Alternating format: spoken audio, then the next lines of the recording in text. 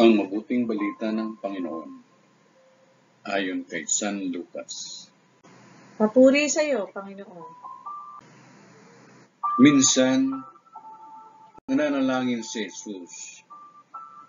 Pagkatapos niya, sinabi ng isa sa kanyang mga alagad, Panginoon, turuan po ninyo kaming manalangin, katulad ng ginawa ni Juan sa kanyang mga alagad.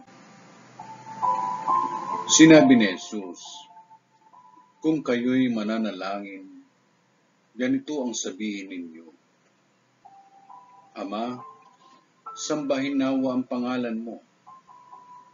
Magsimula na sana ang iyong paghahari. Bigyan mo kami ng aming makakain sa araw-araw.